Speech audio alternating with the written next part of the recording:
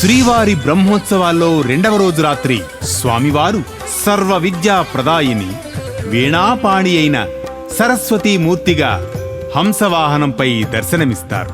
హంసవాహనము పైన హరినీడు చూడలు వీణాపాణి వేయి రాగాలతో అందరి గుండెలోన అమృతము కురియగా.